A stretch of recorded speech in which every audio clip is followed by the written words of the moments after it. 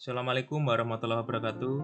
Alhamdulillah berjumpa kembali Bapak dan Ibu masih di video tanya jawab seputar asesmen nasional.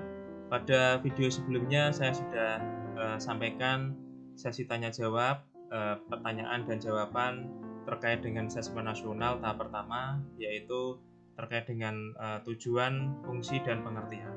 Kali ini saya akan melanjutkan ke pertanyaan yang kedua, yaitu terkait dengan temanya instrumen asesmen nasional. Saya akan coba bacakan Bapak dan Ibu. Yang pertama adalah AKM versus UN. Apa perbedaan AKM dengan UN? Perbedaan instrumen AKM dengan UN dijelaskan pada tabel berikut. Yang pertama adalah perbedaan jenjang penilaian. Kalau UN itu adalah di tingkat SMP, MTS, SMA, MA, dan SMK. Kemudian kalau di AKM dan SK atau survei karakter itu di tingkat SD, MI, MTS, SMP, SMA, MA, dan SMK. Kemudian perbedaan kedua level murid, kalau di UN tingkatnya adalah akhir, kemudian kalau di AKM dan survei karakter itu di kelas 5, 8, dan 11. Kemudian perbedaan yang ketiga dari subjek murid, kalau di ujian nasional adalah sensus seluruh murid, kemudian kalau di AKM dan survei karakter hanya sensus sekolah dengan sampel murid. Kemudian perbedaan selanjutnya dari tingkat jenis tes, kalau ujian nasional adalah high stake, kalau di AKM dan survei karakter itu adalah low stake. Kemudian dari segi perbedaan model soal, ujian nasional itu adalah pilihan ganda dan isian singkat matematika untuk SMA dan SMK. Kemudian kalau di AKM dan survei karakter, pilihan ganda kompleks menjodohkan isian singkat dan uraian. Kemudian perbedaan berikutnya adalah periode tes per murid. Kalau di UN itu adalah 4 hari, kalau di AKM dan survei karakter itu 2 hari. Kemudian perbedaan selanjutnya adalah moda pelaksanaan. Kalau ujian nasional adalah semi online, tapi kalau untuk AKM dan survei karakter full online, supervise utama, semi online, dan offline untuk sekolah tertentu. Kemudian perbedaan berikutnya adalah model penilaian. Kalau untuk UN itu adalah computer based test atau CBT, tapi kalau untuk AKM dan survei karakter computerized multi-stage adaptive testing atau MSAT. Kemudian perbedaan berikutnya terkait dengan spesifikasi minimal infrastruktur sekolah. Kalau ujian nasional adalah server sekolah, komputer klien, dan BW ya jelas.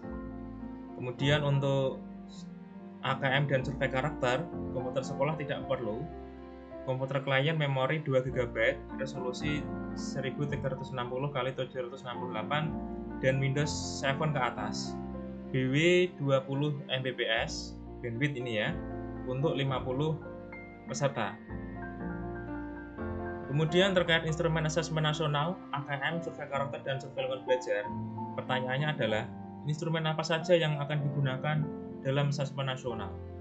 Kemudian dijawab, asesmen nasional terdiri dari 3 instrumen, yaitu adalah yang pertama, asesmen kompetensi minimum atau AKM, yang mengukur literasi, membaca, dan literasi matematika atau numerasi murid.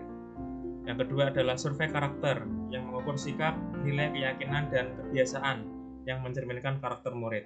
Kemudian yang ketiga adalah survei lingkungan belajar yang mengukur kualitas berbagai aspek input dan proses belajar mengajar di kelas maupun di tingkat sekolah.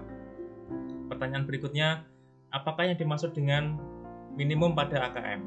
Asesmen kompetensi minimum atau AKM dilakukan untuk mengukur literasi membaca dan numerasi matematika murid.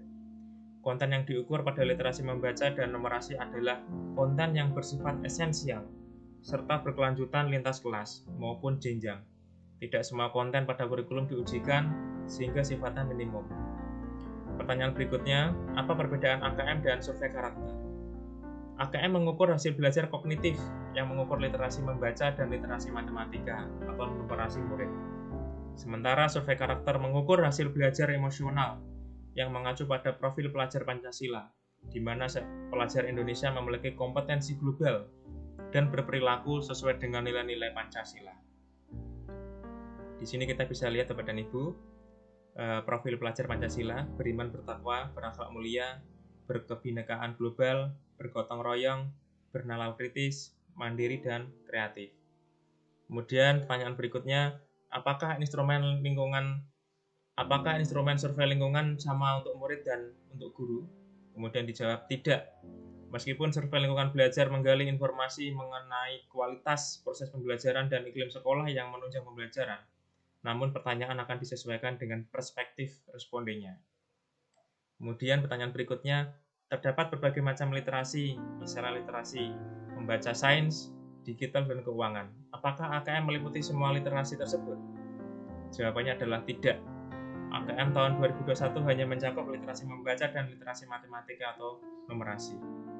Kemudian berikutnya, apa sajakah komponen dari literasi membaca dan numerasi yang diukur di AKM?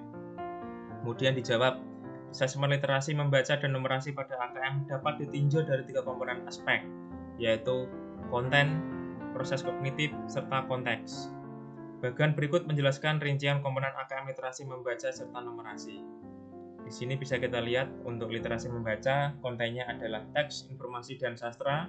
Proses kognitifnya adalah menemukan, interpretasi, dan integrasi, evaluasi, dan refleksi informasi.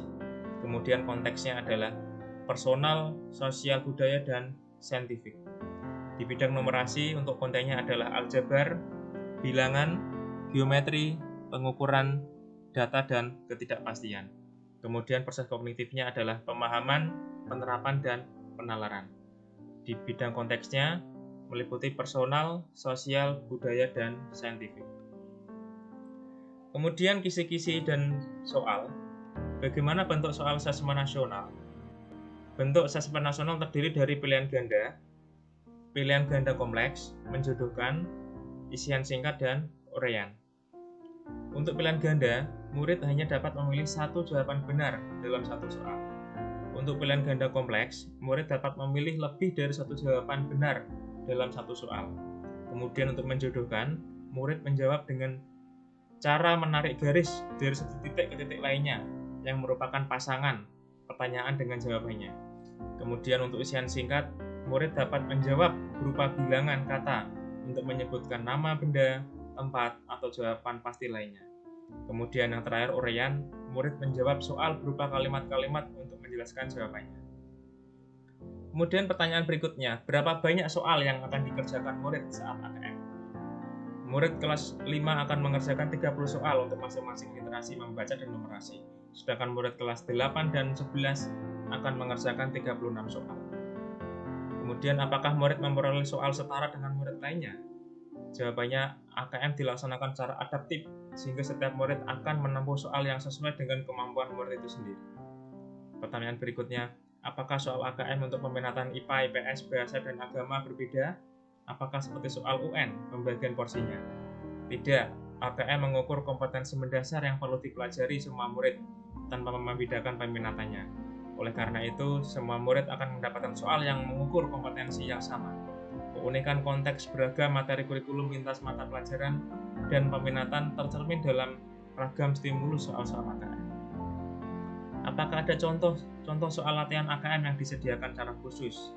Ya, Pusmenjar menyediakan contoh soal AKM pada lampiran ttps:/2 pusmenjar.kemendikbud.go.id/AKM.